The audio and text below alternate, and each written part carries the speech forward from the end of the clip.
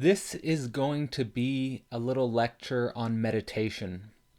So, one of the reasons why I'm doing this is because, of course, most of us are in the middle of a social distancing. The whole world is in the middle of a social distancing because of the coronavirus pandemic.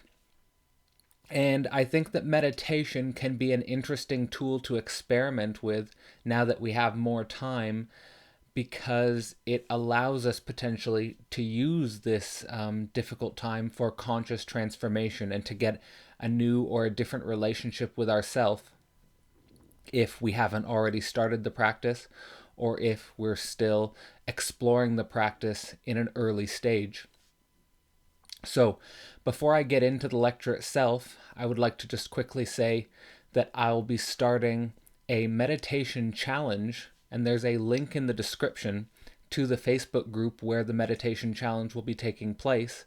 It starts on Monday, and you are very much welcome to join, whether you are a beginner, intermediate, or an expert, and you'll have the ability to engage with many different people at many different skill levels to explore how meditation can be applied to your life.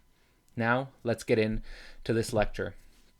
So, in this lecture, we're going to be covering 5 basic aspects of meditation. First, we're going to be covering meditation itself. What is meditation? Second, we're going to be focusing on what happens to the self after prolonged periods of meditation.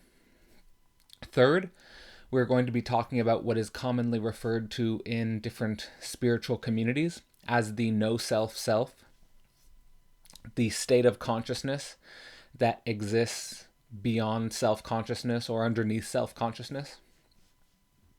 Fourth, we're going to be talking about the quality of the experience that is being cultivated or generated by meditative contemplative practices. And finally, we're going to be talking about the type of understanding you can expect to experience after a prolonged period of meditation. So let's get right into it.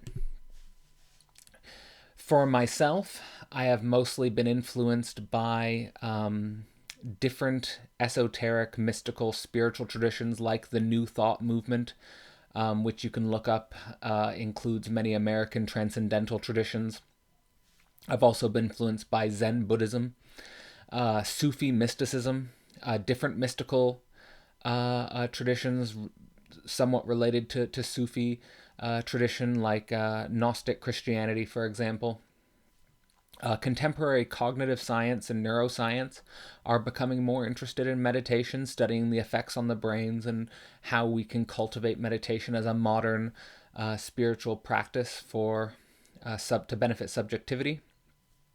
Also studied Stoicism and psychoanalysis. Psychoanalysis doesn't have that much of a relationship to meditation explicitly, but I think there are definitely deep connections there in the sense of relieving symptoms and helping to heal a subject from trauma and aspects like that. What is meditation specifically? It is a practice without any spiritual or religious denomination connected directly to it. It can be a spiritual practice, it can be a totally secular practice. It doesn't have to be connected with any different spiritual or religious tradition. It's simply pure silence with oneself. Sitting with oneself, observing oneself consciously and with heightened levels of awareness. The main point is to bring consciousness and awareness to a meta-reflective level and to simply observe what is always there and to observe what is always underneath or behind every other observation, action, or feeling or emotion that you have ever experienced in the world, which is sort of the nature of your own consciousness. And the more you sit in silence with oneself, and the more you bring consciousness and awareness meta-reflectively to conscious and awareness itself, interesting things start to happen and interesting discoveries can be made about the nature of the self. So the first thing to focus on in regards to what may start to happen with the self once you enter into this silence, once you enter into this dialogue and conversation with oneself, is that you realize that what your consciousness and your awareness are being directed to, or what your conscious and awareness are focusing on, are things like thoughts, words, and images. The train of thoughts, the words, that just a stream of consciousness that's usually going through your mind, that is your mind. Different words, different images, different memories that make up your mind. Different thoughts will just spontaneously arise, and all you're doing is taking this material as as the basis of your observation.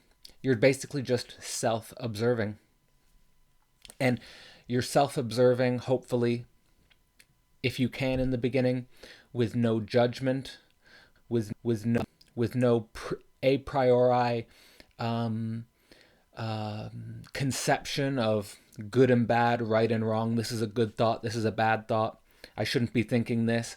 Just letting the thoughts come, letting the words come, letting the images come.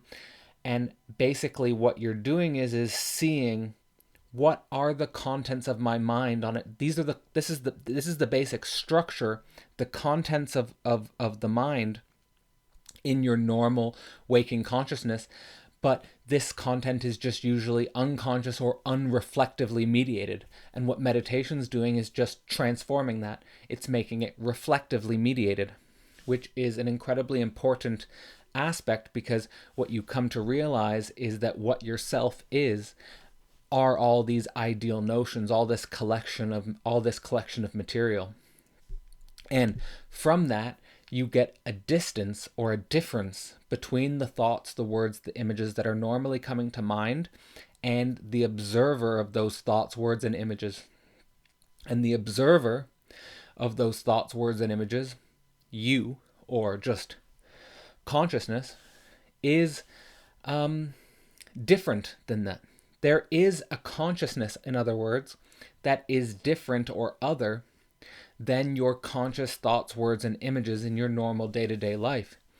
And the more you meditate, the more this observer, the more this consciousness, independent of thoughts and words and images, gets space, or you experience it deeper. Another way of thinking about this is that your ego, or your self-concept, for me, Cadell, simply dissolves as a notion, or it dissolves as an illusion. In other words, the more you directly look at yourself, and the more you let all these thoughts and words and images come with no judgment, the more they just disappear into nothing at all. And what you're left with is a type of contentless, formless consciousness, which is still always there, always present. And then what you get is a permanent gap, or a permanent difference, or a permanent distance between the observer and those thoughts, words, and images. So for most people in the meditation tradition, what this state of consciousness feels like, or what state of consciousness is possible within oneself, is a peacefulness and a stillness. In our minds, in our narratives, in our self-narratives, and in the world, we can feel a constant turmoil, we can feel a constant conflict, we can feel a constant motion. And even we can feel that if we're not doing anything, if there's no objective reason to feel like we're in conflict or turmoil. That voice in our head is still operating, that voice in our head is still going. And all meditation's saying is that once you've cultivated this state, once you've been with this state of your own mind long enough, that you can find peacefulness and stillness in yourself just by bringing conscious awareness to yourself. In other words, by understanding yourself, by spending the time on oneself that one deserves, one is rewarded with a type of inner inner tranquility, an inner peacefulness and stillness. That's not to say, and in silence. And that's not to say that there will be no more conflicts or hardships or struggles in your life. On the contrary, but just that it gives you that space in yourself, which is still, which is peaceful, which is quiet. And for a lot of people in the meditation tradition, what is basically signaled in this transition, in this cultivation of understanding of oneself, is a trip from the head to the heart, or is a trip of integrating thought and reason with feeling and intuition. Oftentimes in our academic context, in our education system, we can be so overly focused on thought, being here basically all the time, and not being aware of other energy systems in our body, specifically this region here, which can light up in meditation. And once these two domains are connected, the thought and the feeling and the intuition, it's not that one stops thinking or stops reasoning or becomes unreasonable or unthoughtful, but rather that thought and reason get charged and connected and more symbiotic with feelings and intuitions, basically being more connected, more grounded, more centered in oneself. And this transforms one's perspective, or can change one's perspective, on both the nature of the self and the nature of the world. One becomes less identified with the mental abstractions, less strongly clinging to the mental abstractions. Not that the mental abstractions are not important, but just that there is a difference between these mental abstractions, what I'm constructing with my intelligence, what I'm constructing with my mind, and my heart, my feelings, my emotions, my bodily energy. All of that is also me, and I can observe them and be with those energies in stillness and in quiet and in peace and in understanding. And ultimately, from a scientific point of view, what one is ultimately cultivating, and the wager that meditation practices basically make, is that through meditation one can get a more objective understanding of self, because when you're not meditating, you don't have that distance or that difference between the thoughts, the words, and the images and the observer, and you're always going to be more biased. You're always going to struggle to see yourself. You're going to be struggling to see your emotions. You're going to be struggling to make sense and understand your emotions. So meditation can help with that.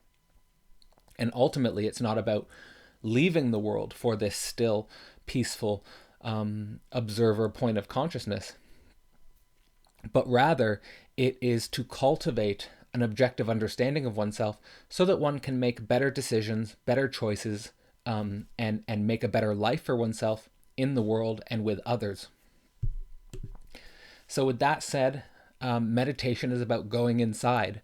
In this video, we've covered what meditation is, what is likely to happen to the self once one started to cultivate meditation, the nature of the no-self self, what most people call a state of pure consciousness, a state of pure observation with no thoughts, words, and images. We have covered the transition that occurs from the head to the heart, from thinking and abstractions to feeling and emotion. And finally, we have covered how in deeper cultivation of meditation, one can actually transform one's understanding of both the self and the world.